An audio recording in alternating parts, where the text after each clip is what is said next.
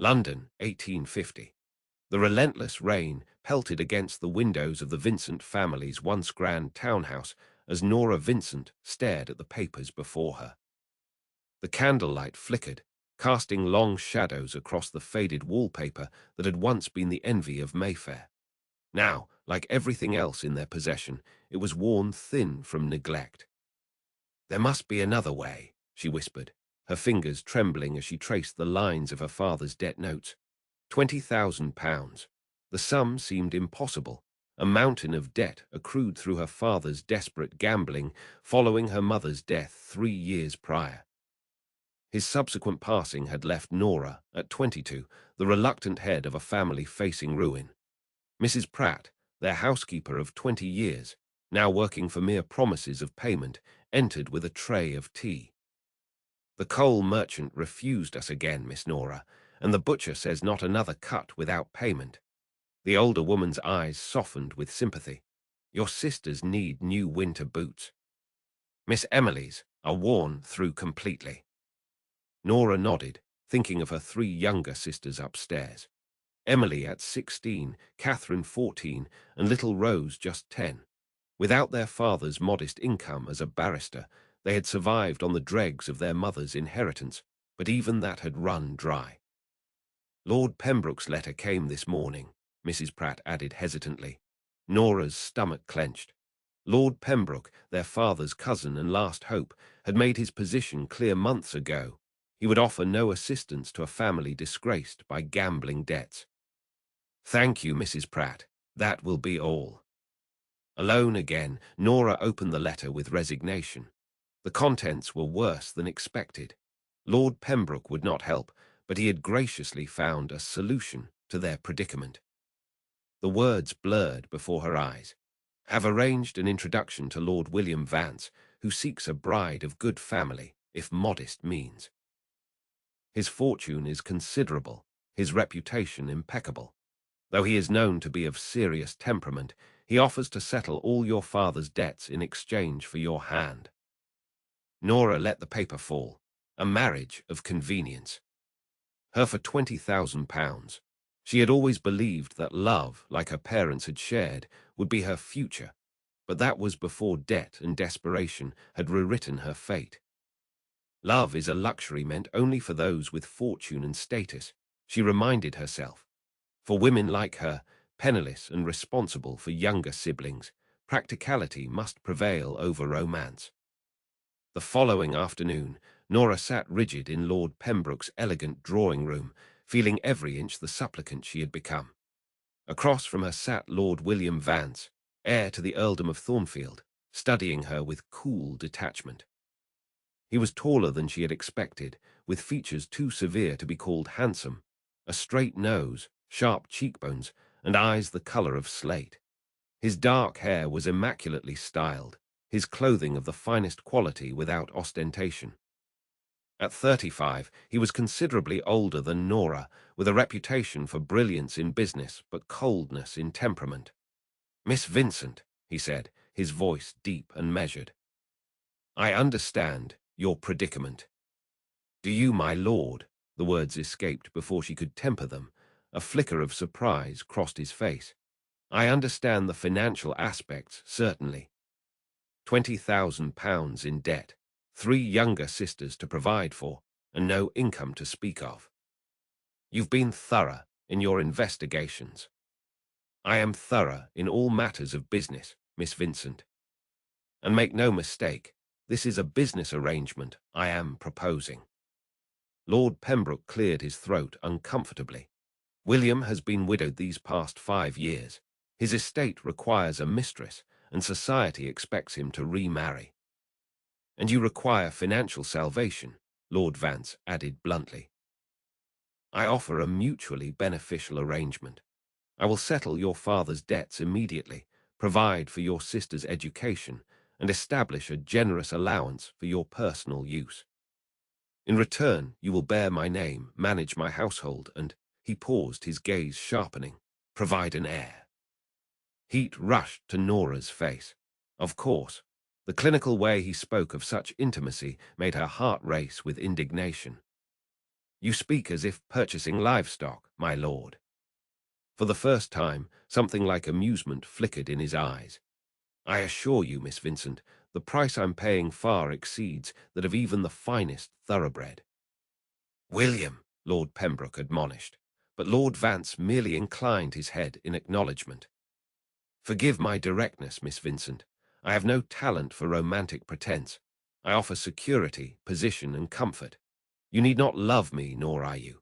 But I do require loyalty, discretion, and the fulfillment of your duties as my wife and the future Countess of Thornfield. Nora fought to keep her voice steady. And if I refuse, then I wish you well in finding another solution to your considerable problems. His tone suggested he knew full well no such solution existed. That evening, as Nora helped her sisters prepare for bed in their increasingly cold house, she watched little Rose struggle to warm her feet under the thin blankets. Emily and Catherine shared a single bed to conserve heat, their faces pinched with the knowledge that tomorrow might bring the bailiffs. "Will we have to leave our home, Nora?" Rose asked, her small voice tremulous. Nora smoothed her sister's fair hair, so like their mother's. "No, my darling, I promise you that." Later, she wrote her acceptance to Lord Vance. The letter was brief, her handwriting unusually rigid. She felt nothing as she sealed it, neither despair nor relief, only a cold certainty that this was what duty required. The wedding took place 3 weeks later in Lord Vance's London townhouse.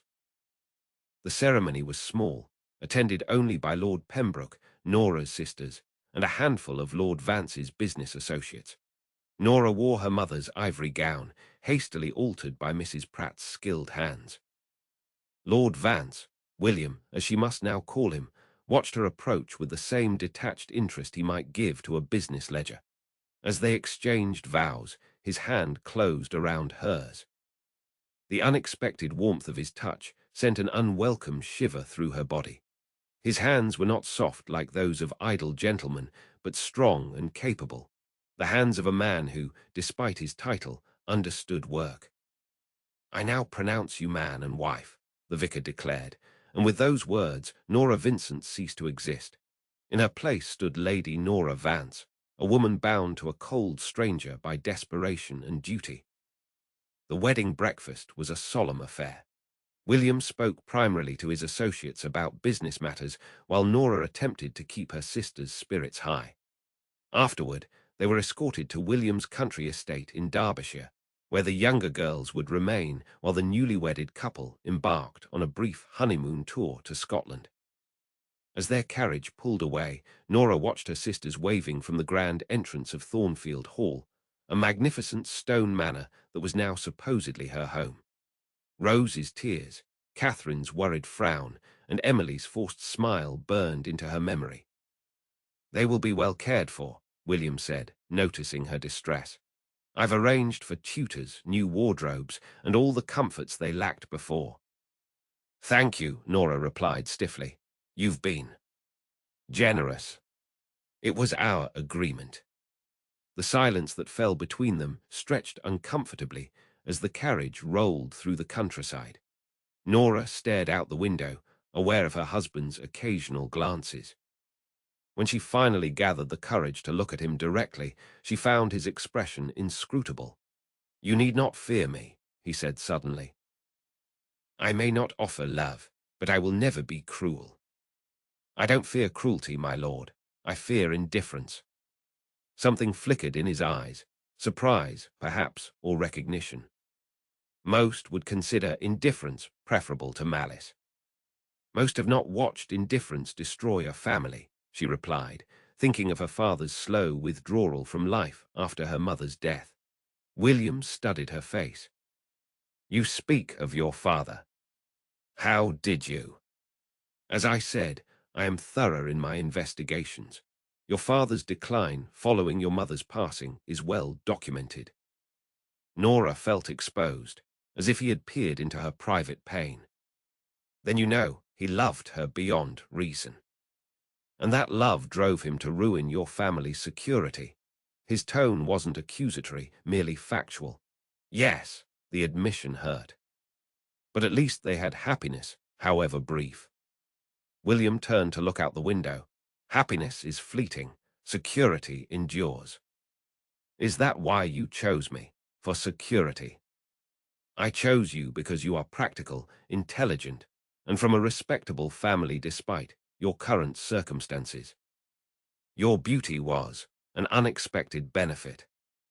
The compliment, delivered so dispassionately, left Nora uncertain how to respond. She settled for silence as the Scottish border approached. Their accommodations in Edinburgh were luxurious, a suite at the finest hotel overlooking the castle. Separate bedrooms adjoined a shared sitting room. After dinner, taken privately in their suite, William surprised her by offering a glass of brandy. To practical arrangements, he toasted, the amber liquid catching the firelight. Nora sipped cautiously, unaccustomed to spirits. May I ask you something personal? He inclined his head, permission granted. Your first wife. Did you love her? William's expression hardened. Isabel was the daughter of my father's closest friend. Our marriage was arranged when we were children. That doesn't answer my question. Doesn't it? He finished his brandy. Love is irrelevant to marriage among our class. Compatibility, shared goals, mutual respect, these matter far more. And did you share those things with her? A shadow crossed his face. We shared very little beyond our name and address. Isabel preferred London society to my company. She died in a carriage accident, returning from a ball I had declined to attend. The guilt in his voice was unmistakable. You blame yourself, Nora observed quietly. Had I accompanied her, perhaps things would have ended differently. He set down his glass with finality. We leave for Thornfield tomorrow. I suggest you retire early. That night, lying alone in her bed, Nora listened to the sound of William pacing in the adjoining room. Despite the wall between them, she felt an unexpected connection to this man who spoke of marriage as business, but carried grief like a silent companion. Thornfield Hall revealed itself in morning light as a grand but austere mansion of grey stone, surrounded by formal gardens giving way to wild moorland beyond. The staff lined up to greet their new mistress, a daunting procession of unfamiliar faces watching her with curiosity. Lady Vance, welcome home, said the housekeeper, Mrs. Crawford, a stern-faced woman of indeterminate age. Thank you, Nora replied, overwhelmed by the responsibility of managing such a household. William seemed to sense her discomfort. Mrs. Crawford will acquaint you with the staff and household routines. I have business matters to attend to, but will join you for dinner. Left to navigate her new domain, Nora spent the day following Mrs. Crawford through endless rooms, trying to memorize names and responsibilities. The housekeeper's manner was professional but cool, her loyalty clearly belonging to the previous Lady Vance. Lady Isabel preferred fresh flowers in every room, Mrs. Crawford remarked pointedly as they entered the grand drawing room. Her tastes were impeccable. I'm sure they were, Nora replied evenly, though perhaps we might conserve some blooms for the East Wing, where I understand my sisters will be staying during holidays. Mrs. Crawford's lips thinned. As you wish, my lady. By evening, Nora's head ached from the endless stream of information, household accounts, menu planning, staff schedules. She changed for dinner with the help of her new lady's maid, donning one of the elegant gowns William had commissioned for her in London. The dining room, with its long table set for two at opposite ends, emphasized the distance between them. William arrived promptly, his expression softening momentarily at the sight of her. The blue becomes you, he observed, taking his seat. Thank you, your generosity is overwhelming. The words came out more stiffly than intended. Not generosity, appropriateness. My wife should reflect our station. He paused as the first course was served. How did you find the household? Well managed, but, she searched for a diplomatic phrase, resistant to change. A ghost of a smile touched his lips. Mrs. Crawford is set in her ways, as was Isabel. I have no desire to erase her memory, Nora said carefully, but I must establish my own place here. William studied her with new interest. What changes would you make? Surprised by his question, Nora considered her answer. The East Wing needs attention if my sisters are to be comfortable, and the library appears neglected, the books uncatalogued, the chairs positioned away from natural light. You enjoy reading? Very much. It was one of few pleasures that cost nothing. Something in his expression shifted. The library is yours to reorganize as you wish. I rarely use it, preferring my study. Over the following days, Nora threw herself into making the library her sanctuary. She spent hours cataloguing books, rearranging furniture, and creating a space that reflected her own tastes. It was there, a week after their arrival, that William found her late one evening. "You've transformed it," he observed, looking around at the newly organized shelves and comfortable reading nooks. Nora glanced up from her book. "Is it not to your liking?" "On the contrary, it has purpose now," he approached, examining the categorical system she had implemented. "You have a logical mind." "Is that a compliment, my lord?" "William," he corrected automatically. "And yes, it is. Logic is undervalued, especially in women." Nora closed her book. "And what of emotion? Is that also undervalued?"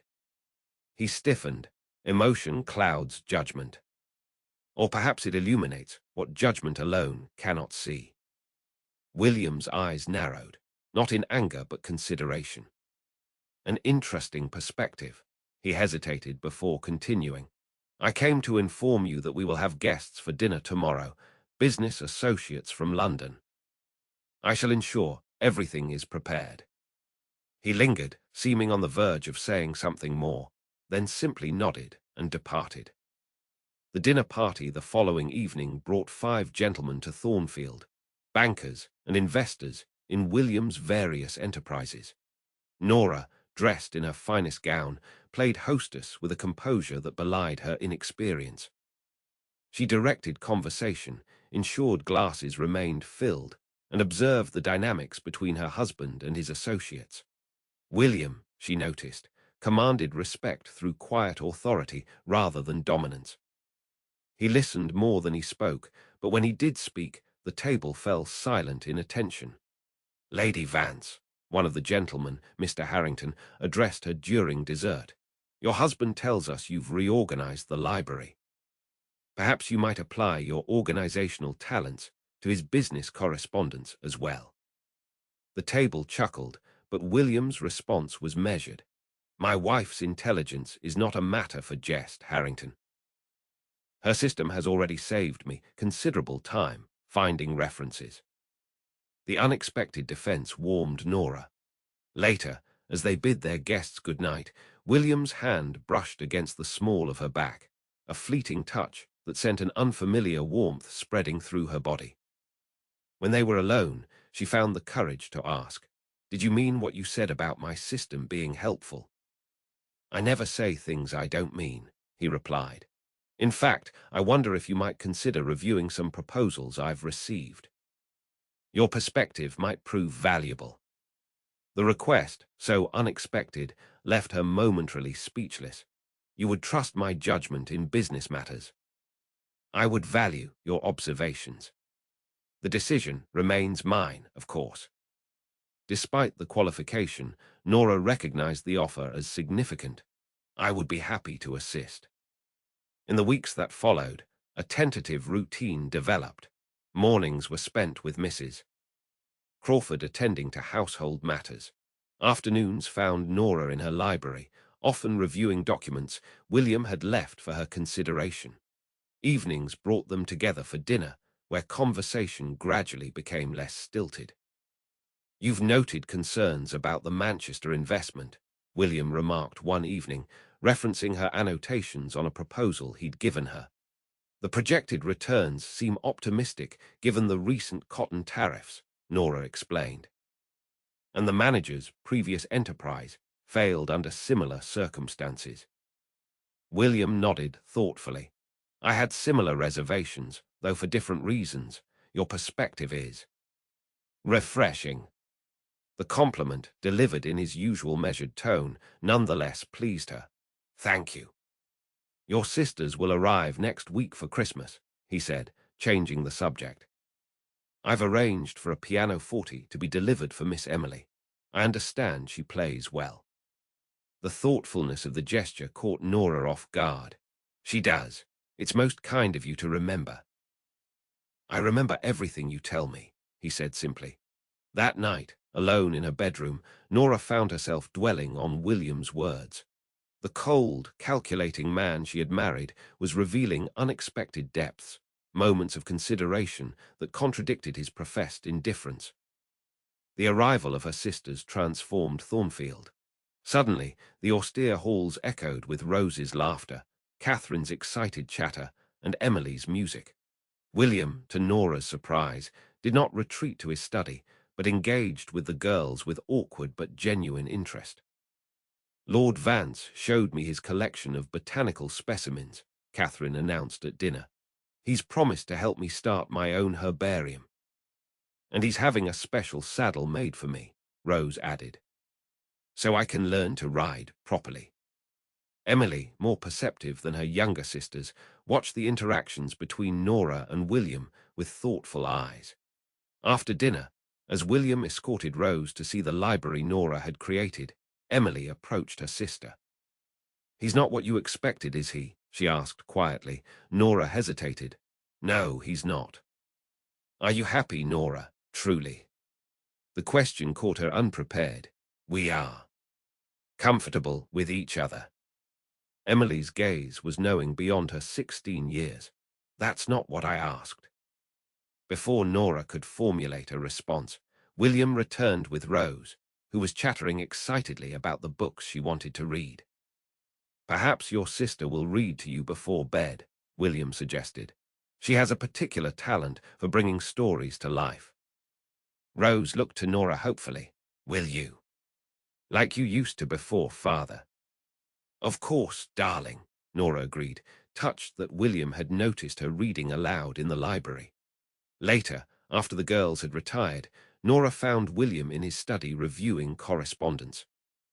Thank you, she said from the doorway, for your kindness to my sisters. He looked up, his expression unreadable. They are family now. Still, you've gone beyond obligation. The pianoforte, the herbarium, the riding lessons. These are thoughtful gifts. William set down his pen. Is it so surprising that I can be thoughtful? You presented our marriage as a business arrangement. Thoughtfulness was not included in the terms. Perhaps I've reconsidered certain aspects of our agreement. He stood, approaching her with deliberate steps. Your sisters deserve happiness after their hardships. As do you. The intensity in his gaze made her heart quicken. I thought happiness was fleeting, while security endured. I'm beginning to wonder if they must be mutually exclusive. He was close enough now that she could detect the faint scent of sandalwood that clung to his clothing. For a moment she thought he might touch her, but he merely inclined his head slightly. Good night, Nora. The way he said her name, soft, almost like a caress, followed her to her dreams. Christmas morning brought a flurry of excitement as the Vincent sisters discovered the gifts William had arranged. For Catherine, books on botany and natural philosophy. For Emily, sheet music and a beautiful shawl. For Rose, a collection of illustrated fairy tales and a porcelain doll. For Nora, a small package waited beneath the tree. Inside, she found a first edition of Pride and Prejudice, a novel she had mentioned admiring during one of their dinner conversations. The thoughtfulness of the gift left her momentarily speechless. Open the cover, William prompted quietly. Inside, a handwritten note read, To my wife, whose prejudice against practical arrangements may yet yield to pride in what we build together. Nora looked up, finding William watching her intently. Thank you, it's perfect. I have something for you as well, she said, retrieving a small package from her pocket. Inside was a silver pocket watch she had commissioned, engraved with the coordinates of Thornfield Hall. "So you can always find your way home," she explained, suddenly uncertain whether the gift was appropriate. William traced the engraving with his finger, his expression softening. "No one has given me a personal gift in many years."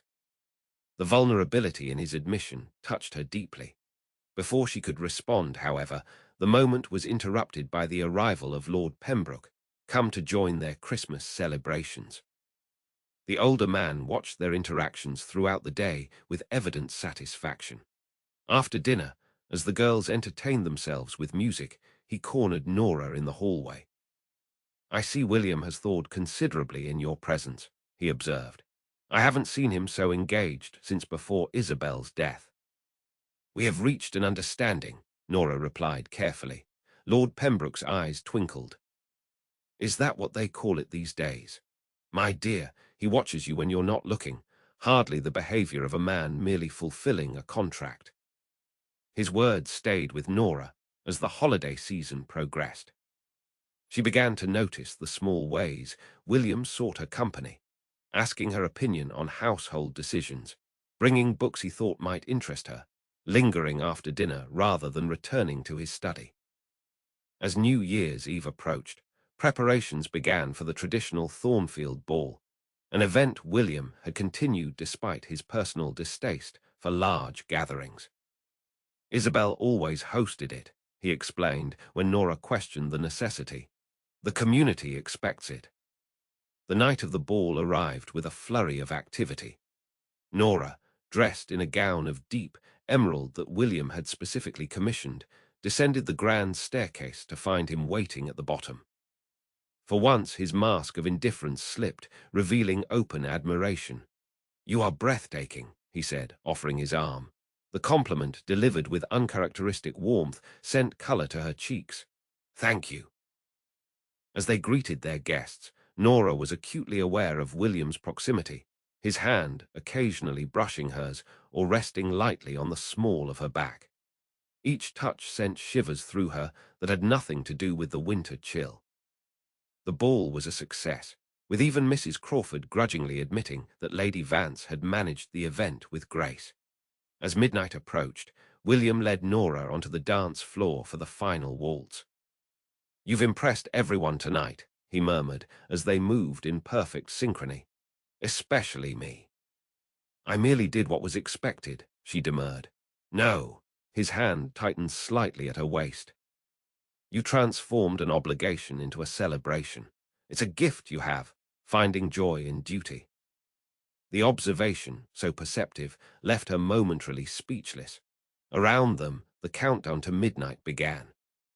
As 12 was called, William drew her slightly closer. "May I?" he asked, his voice low. Nora nodded, her heart racing as his lips brushed against hers, a chaste kiss that nonetheless sent warmth flooding through her body. When they parted, his eyes held a question she wasn't ready to answer. The night ended with promises to call and congratulations on a splendid evening.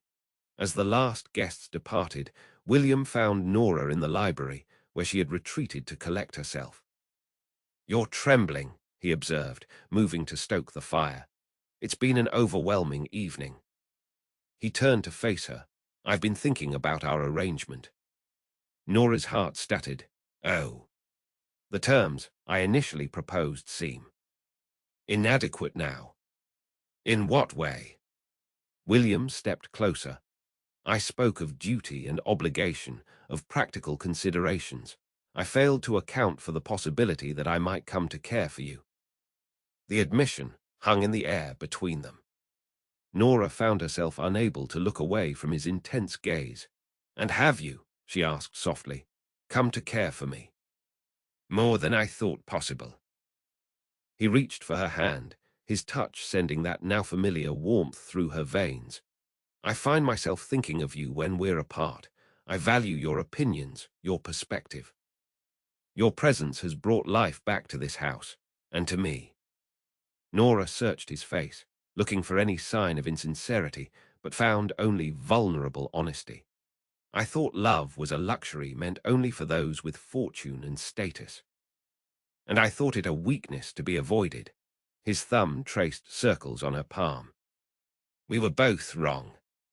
Before she could respond, a commotion from the entrance hall interrupted them. Mrs. Crawford appeared at the library door, her face ashen. My lord, forgive the intrusion. There's been an accident. Miss Rose fell on the stairs. Dr. Harrison has been summoned. The following hours passed in a blur of fear. Rose had struck her head, remaining unconscious despite the doctor's efforts to rouse her.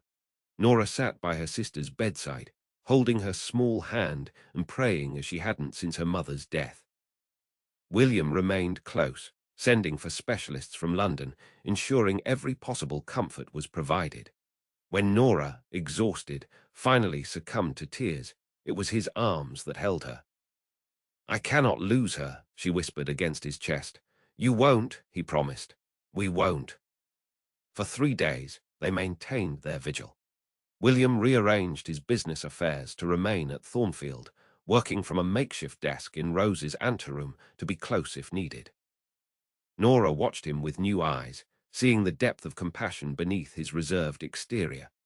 On the 4th morning, as dawn broke over the moors, Rose finally stirred. Her eyes fluttered open, focusing with confusion on the anxious faces surrounding her bed. Nora, she whispered, why is everyone looking at me so strangely? Relief flooded through the room. The doctor confirmed Rose would recover fully, though she would need rest and careful monitoring. Catherine wrote regularly of her botanical studies, and Rose, fully recovered, had become the darling of her new school. The door opened, and William entered, smiling at the sight of her. No longer did he maintain the careful distance of their early days. Now he came directly to her side, bending to kiss her with an ease that still thrilled her. Good news, he asked, nodding toward the letter. The best. Emily has been invited to perform at the governor's residence. Nora set the letter aside, making room for him beside her on the settee. She credits you for making it possible. Nonsense. Her talent is her own. William settled beside her, his arm drawing her against his side. Though I admit, I take great satisfaction in seeing your sisters flourish. Nora rested her head against his shoulder. I never thought our arrangement would bring such happiness. Nor I, his hand found hers, their fingers intertwining naturally. I thought I was purchasing security, a sensible wife to manage my household and provide an heir. Instead, I found love where I least expected it. We both did. Nora turned to face him, her expression suddenly shy. Speaking of heirs. William's eyes widened as her meaning registered. Nora, are you certain? She nodded, taking his hand and placing it gently over her still flat stomach. Dr. Harrison confirmed it yesterday. By winter, Thornfield will have a new occupant. The joy that transformed William's face erased the last traces of the cold man she had married. He gathered her in his arms, holding her as if she were made of precious glass. Thank you, he whispered against her hair, for saving me from myself. We saved each other, Nora corrected, thinking of how far they had come, from a cold business arrangement to this warm, beating heart of a marriage. Outside, spring rain began to fall, not the desperate, threatening downpour of a year ago, but a gentle, life-giving shower that promised renewal.